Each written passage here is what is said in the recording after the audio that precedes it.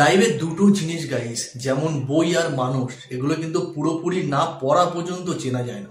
তবু এই ক্ষেত্রে দেখো, একটা বই আমরা কম্পিটিটিভলি পড়ার পরেও হয়তো ভুলে যাই যে বইয়ের সেই অনুশীলনগুলো বা সেই চ্যাপ্টারগুলো কি অ্যাকচুয়ালি ছিল।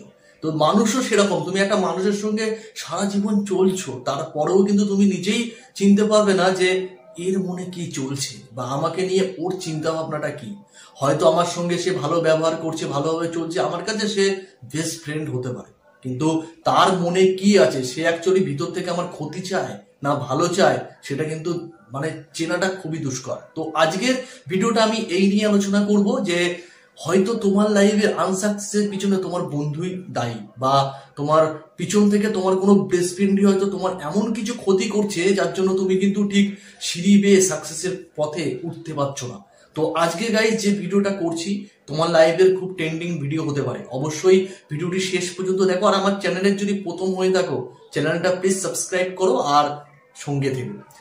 অ্যাকচুয়ালি দেখো, আমাদের লাইফে বন্ধু ছাড়া কিন্তু চলাটা খুবই দুষ্কর, এটা তুমিও মানো আমিও মানি।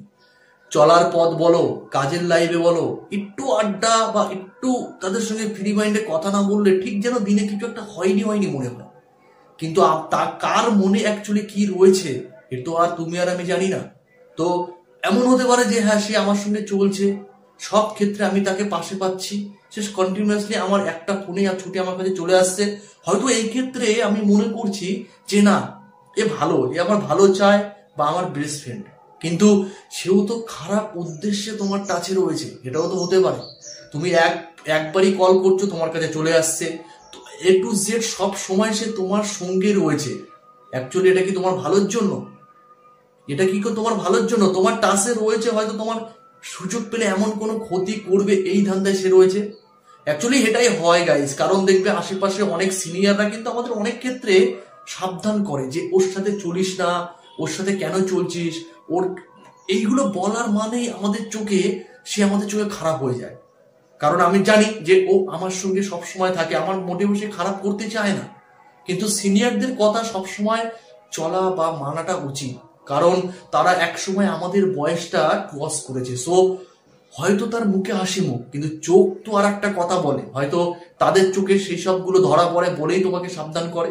সো অবশ্যই একটা কথা বলবো, সিনিয়ররা, তোমার বাড়ির গার্জেনরা যদি বলে যে না, ও ছেলেটা সুবিধার নয় বা তোমার ওই বন্ধুটা সুবিধার নয়, ওর সঙ্গে চলাটা কম কর, ও কিন্তু তোর ভালো চায় না, তো অবশ্যই এই ক্ষেত্রে ফ্যামিলির লোকের উপরে উল্টো মেজাজ না দিয়ে তারা কেন এই কথাটা বলেছে তার বিশ্লেষণ করো সেই বন্ধুটার প্রতি।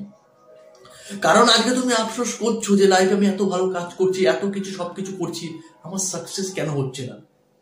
তোমার টাচে যে বন্ধুটা রয়েছে সে পিছন থেকে কোনো কাঠি মারছে না তো? আরে বাবা, এখন দুনিয়াটা এরকম গাইস, কারণ কেউ কারোর ভালো চায় না। তুমি আমার বেস্ট ফ্রেন্ড হতে পারো, কিন্তু তুমি একটা প্রমোশন লেভেলে যাচ্ছ আর আমি ডাউন লেভেলে পড়ে আছি, আমি তো কখনোই চাইবো না যে তোমার প্রমোশন হোক, তোমার স্যালারি বাড়ুক, তুমি সুখে থাক। ওটা তো আমারও হতে পারতো। তো ব্যাপারটা এরকমই যে একটাই তোমাদের কথা বলবো, বড়রা যেটা বলে বা তোমার গার্জেন বাবা মা যেটা বলে, ফ্যামিলির লোক যেটা বলে, সেটা কখনোই তোমার খারাপের জন্য বলে না। একটা বন্ধু আমাকে সবসময় টাইম দিচ্ছে, আড্ডায় কিন্তু আমাকে ফোন করে ডাকছে, সব সঙ্গে সে আমার সঙ্গে রয়েছে বা মানেই সে ভালো, সে ফ্যামিলির থেকে সে আমার ভালো চায়, এটা কখনোই সঠিক নয়। বন্ধুদের মধ্যে যেমন ভালো বন্ধুও থাকে, তেমনি খারাপ বন্ধুও থাকে। তার মধ্যে খারাপ কে ভালো কে, আর ফিউচারে তুমি কতটা ডেভেলপ করবে, কি করলে তোমার ফিউচার ব্রাইট হবে, এটা সম্পূর্ণ ডিপেন্ড করবে তোমার উপরে। ওটা আমিও তোমাকে শিখিয়ে দেবো না, আমি হয়তো তোমাকে ভিডিওর মাধ্যমে কটা সাজেস্ট করছি, তুমি যদি সেগুলো মানো হয়তো তোমার একটু বেটার হবে তাকে চেনা। কিন্তু সবসময় বড়দের কথা শুনে সামনের দিকে এগিয়ে চলো। জীবনে কে কি খারাপ চায় বা ভালো চায় এটা ইম্পর্টেন্ট নয়, তবে এটুকু বলতে পারি, বাবা মা স্বার্থক ছাড়াই কিন্তু তোমার পিছনে দাঁড়িয়ে রয়েছে। তারা সবসময় তোমাকে ঠেলছে যে যা তুই বড় হলাই, সে কিন্তু বলবে না।